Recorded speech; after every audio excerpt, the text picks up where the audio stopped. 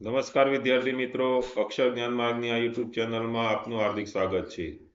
આજે આપણે ધોરણ 5માં કોમન એન્ટ્રન્સ ટેસ્ટ વિષય પર્યાવરણના પાર્ટ 5 ની ખૂબ અગત્યના પ્રશ્નોની ચર્ચા કરીશું. મિત્રો, આપેલા પર્યાવરણના પાર્ટ 1, પાર્ટ 2, પાર્ટ 3 અને પાર્ટ 4 ના વિડીયો આપે જોયા જ હશે. તેના પ્રશ્નો આપ સમજ્યા હશો. મિત્રો, ન જોયા હોય તો અત્યારે જ જોશો, પછી જ પર્યાવરણ પાર્ટ 5 નો વિડીયો જોશો. મિત્રો, ખાસ આપને જણાવી દઈએ કે પર્યાવરણ પાર્ટ 1 થી ચાલુ કરી અને જેટલા પણ વિડીયો છે બધા જ અભ્યાસક્રમ પૂર્ણ કરી અને એના ટ્વિસ્ટ થયેલા પ્રશ્નોની આપણે ચર્ચા કરેલી છે. પ્રશ્નોની આપણે ચર્ચા કરીએ પહેલા એનું માળખું સમજી લઈએ તો પર્યાવરણના 20 પ્રશ્નો જે આવવાના છે એ માટે મિત્રો પર્યાવરણના પાર્ટ 1 થી બધા જ વિડીયો આપણે જોવાના રહેશે. હજી આપણી પાસે જે કાંઈ સમય વધ્યો છે મિત્રો, એનો ખાસ આપણે ઉપયોગ કરવાનો છે. ઘડિયાળ આપણને કહે છે કે સમયનો સદુપયોગ કરશો તો મેરિટમાં અચૂક આવી જશો. મિત્રો, આપ નવા હો તો અહીંયા આપણી ચેનલ સબસ્ક્રાઇબ કરશો, બેલ નોટિફિકેશન ઓન કરશો, જેથી પરીક્ષા સુધીના તમામ વિડીયો આપણને સરળતાથી મળી રહે. પ્રશ્નોની ચર્ચા કરીએ મિત્રો. સૌપ્રથમ પ્રશ્ન જોઈએ, ગુજરાતનું કયું સરોવર પક્ષી અભયારણ્ય તરીકે જાહેર કર્યું છે? સરદાર સરોવર, મેશ્વો સરોવર, નર સરોવર કે નારાયણ સરોવર?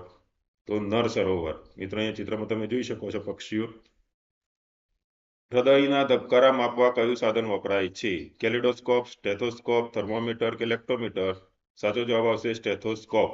એ ચિત્રમાં તમે સ્ટેથોસ્કોપ જોયું જશે મિત્રો. ડોક્ટર આ સ્ટેથોસ્કોપ વડે આપણને તપાસ કરતા હોય છે. મનુષ્યના શરીરમાં હૃદયના ધબકારા 1 મિનિટમાં કેટલા થાય છે? 60, 72, 78 કે 43? મિત્રો, તમને ખબર જ હશે કેટલા થતા હોય છે? 72. આગળનો પ્રશ્ન જોઈએ મિત્રો. ગરમ હવાની ગતિ હંમેશા કઈ તરફ હોય છે? નીચે તરફ, ઉપર તરફ, ડાબી તરફ કે જમણી તરફ? તો ઉપર તરફ. આપણે નાક વડે હવા લઈએ છીએ તેને શું કહેવાય? ઉચ્છ્વાસ, શ્વાસ, શ્વાસોશ્વાસ કે શ્વસન? એને આપણે શ્વાસ કહીએ છીએ. મિત્રો, ખાસ તમને જણાવી દઈએ કે શ્વાસોશ્વાસ એટલે શ્વાસ હવા આપણે લઈએ અને શ્વાસ કહેવાય, અને હવા આપણે નાક વડે જે બહાર કાઢીએ છીએ એને આપણે ઉચ્છ્વાસ કહીએ છીએ. ઠંડી હવાની ગતિ હંમેશા કઈ બાજુ તરફ હોય છે? આપણે ગરમ હવાની ગતિ કઈ બાજુ હતી? ઉપર તરફ. તો ઠંડી હવાની ગતિ છે કઈ બાજુ હશે મિત્રો? નીચે તરફ, ડાબી તરફ, ઉપર તરફ કે જમણી તરફ? તો નીચે તરફ. જરીન અફસાના એ કઈ રમતના ખેલાડીઓ છે? ખોખો, બાસ્કેટબોલ, કબડ્ડી કે ફૂટબોલ? મિત્રો, તમે અભ્યાસક્રમની અંદર આ પાઠ શીખ્યા જ હશો. કઈ રમતના ખેલાડીઓ છે? બાસ્કેટબોલ.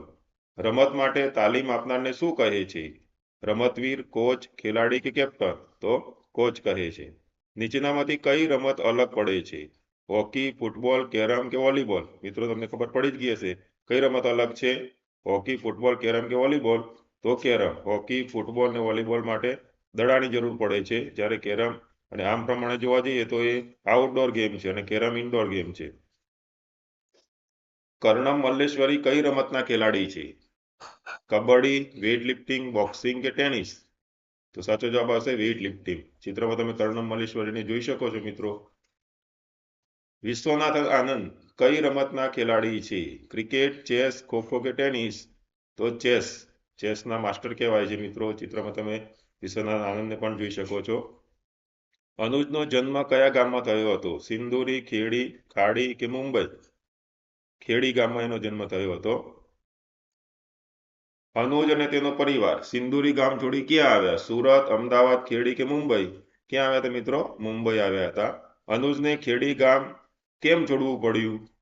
નદીમાં પૂર આવવાથી, ઘર પડી જવાથી, નદી પર બંધ બાંધવાનો હોવાથી કે પાણી ના મળવાથી? તો નદી પર બંધ બાંધવાનો હોવાથી. નીચેનામાંથી ખેડી ગામમાં શું જોવા મળતું ન હતું?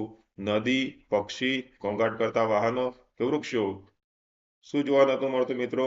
તો ઘોંઘાટ કરતા વાહનો. ખેડી ગામમાં એકદમ શાંત વાતાવરણ હતું.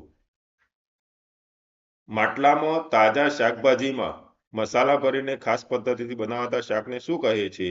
ઊંધિયું, ઉંબાડિયું, ભડથું કે ઓરો? તો સાચો જવાબ આવશે ઉંબાડિયું. કઈ ઋતુમાં લીલા શાકભાજી વધુ મળે છે? શિયાળો, ઉનાળો, ચોમાસું કે નહીં? કઈ ઋતુમાં લીલા શાકભાજી વધુ મળશે મિત્રો? શિયાળામાં. નીચેનામાંથી ખેતી માટેનું કયું સાધન આધુનિક છે? હળ, પાવડો, થ્રેસર કે ખુરપી? તો આધુનિક સાધન શું છે? થ્રેસર.